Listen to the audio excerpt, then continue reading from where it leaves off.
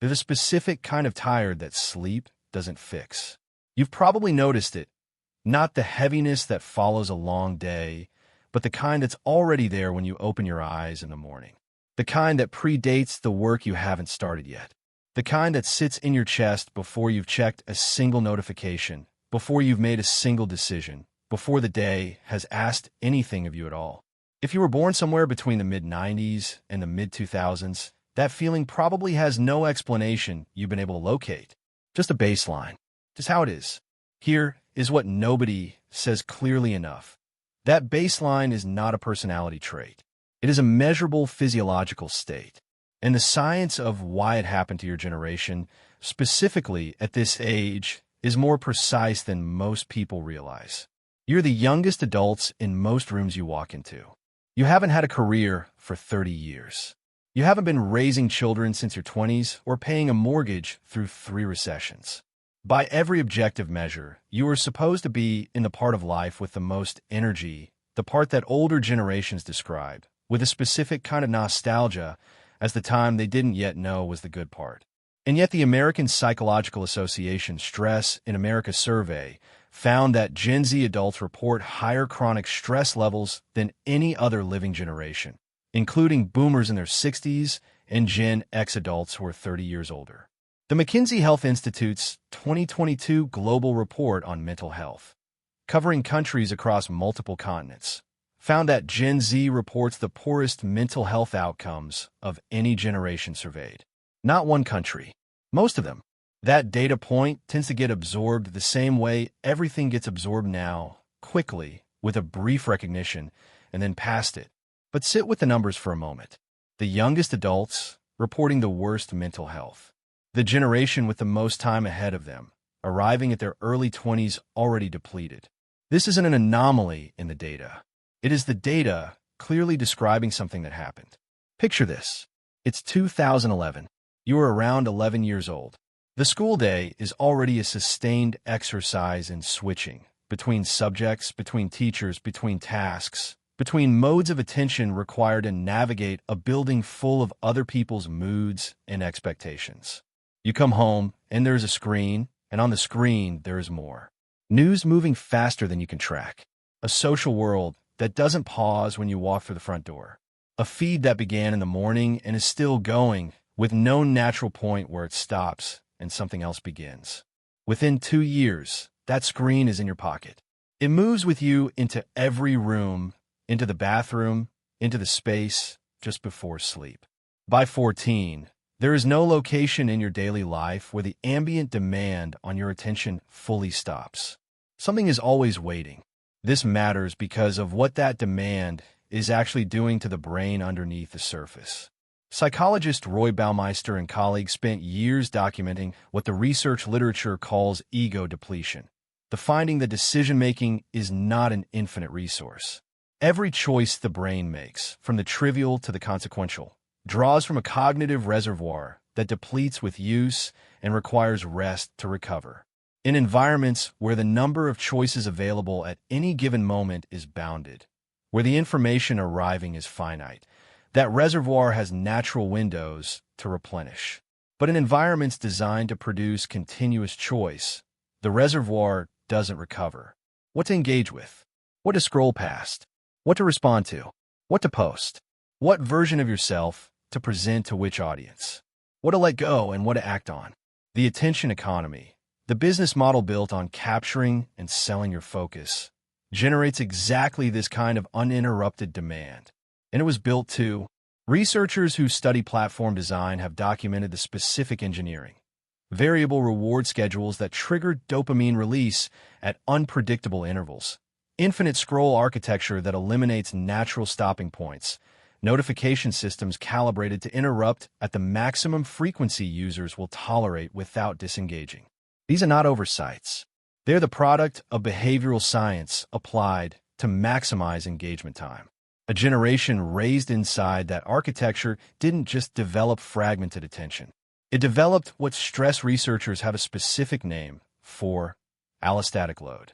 Neuroscientist Bruce McEwen of Rockefeller University spent decades studying what happens to the human body when the stress response, an acute biological mechanism designed for short-duration threats, is triggered repeatedly without adequate recovery between activations.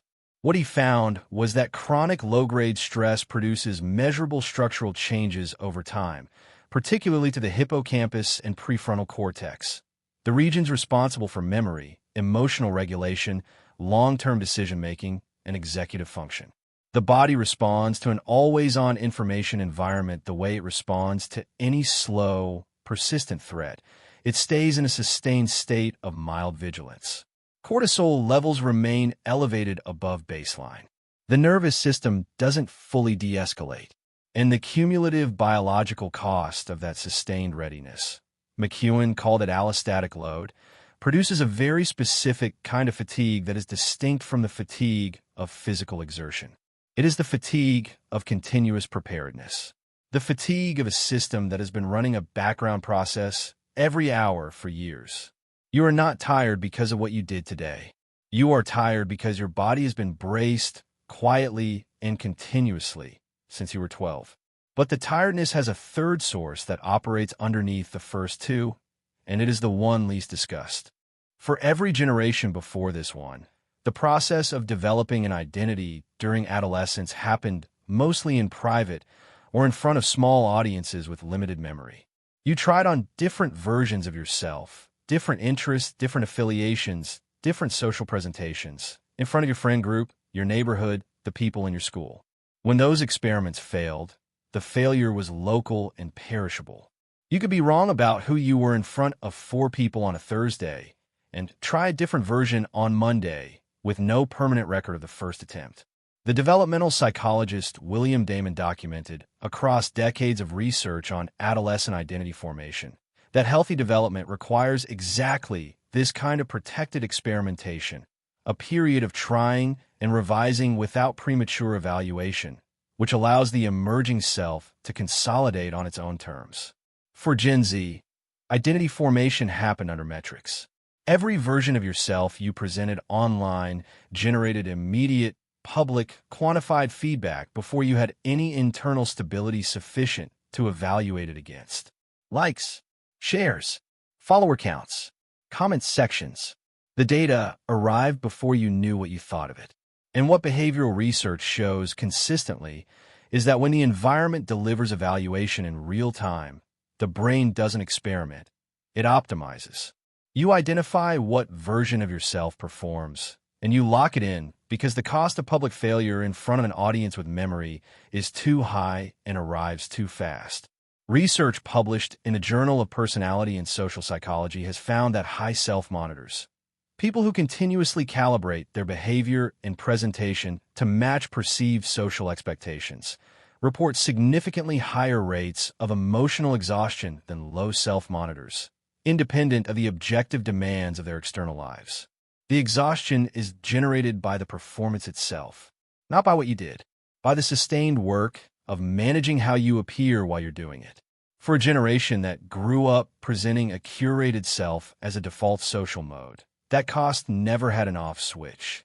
What COVID did to this generation is not simply what it did to everyone else. When the lockdowns arrived in early 2020, the oldest Gen Z adults were in the window between 19 and 24. What developmental psychologists identify as the critical period for social identity, consolidation, and integration. This is when you figure out who you are outside of your family's definition of you. When you build the friendships that last decades. When you test yourself against the actual world. Fail at things, recover, recalibrate, and slowly develop a self that has been stress-tested enough to trust. A 2021 study published in JAMA Network Open found that young adults in exactly this age bracket showed the highest rates of depression and anxiety during pandemic lockdowns compared to every other demographic studied, including adults over 65. They were not simply isolated. They were isolated during the years that were supposed to write the foundational architecture of their adult lives. And for Gen Z specifically, the pandemic did not interrupt the social world they had fully built. It interrupted a social world they were in the process of trying to build after an adolescence that had already made building it harder than it was for any generation before them.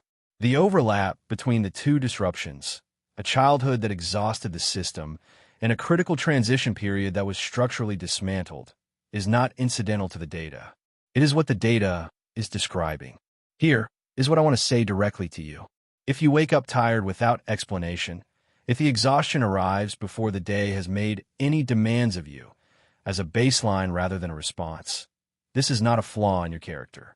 It is not evidence that you are weaker than the generations that came before, or that you lack the capacity to handle the pressures of adult life. What the research describes is a generation that spent its formative years inside an environment specifically engineered to hold the nervous system in continuous activation, followed by an identity development process conducted under public metrics before any internal stability existed to filter them, followed by a critical developmental transition that was structurally removed at the moment it was supposed to begin. The exhaustion is not disproportionate to what produced it. It is exactly proportionate. Understanding the mechanism matters because it changes what you're trying to fix. This isn't about willpower or resilience or positive thinking applied to a mood. This is allostatic load, accumulated physiological cost, and the research on what reverses it is consistent, if slow. Environments where the demand on attention is finite and bounded, often enough for the reservoir to recover. Sustained physical activity, which neuroscientists document as among the most reliable non-pharmaceutical mechanisms for resetting dysregulated cortisol patterns and rebuilding prefrontal function. Not because exercise produces happiness, but because it is one of the few activities that deploys the stress response for its original biological purpose and then allows genuine recovery. Relationships with people who have seen you outside the performance. The version of you that doesn't need to be managed and who remained. Not because those things are solution, because they are the conditions under which a chronically activated nervous system can begin, slowly, to de-escalate. None of this is fast. That is not a limitation of the approach. It is the nature of what is being repaired. The tiredness that arrived before 25 was not something you chose. It was built into the architecture of the environment you developed in by people who understood behavioral science well enough to profit from it, during years when you had no framework to recognize what was happening. The version of you that existed before the feed knew what you wanted, before the performance became the default, before the baseline was exhaustion, was never erased. It has been running underneath everything the whole time. It just got very quiet in an environment that was designed to stay very loud. If this gave language to something you've been carrying, if the tiredness finally has a name that fits, say it in the comments. Not for me. Because naming it accurately is usually the first thing that changes the relationship with it. And if you know someone who has been running on empty and can't explain why, send this without explanation. Sometimes that's more useful than anything else you could say. Like this if it reached somewhere real. I'll see you in the next one.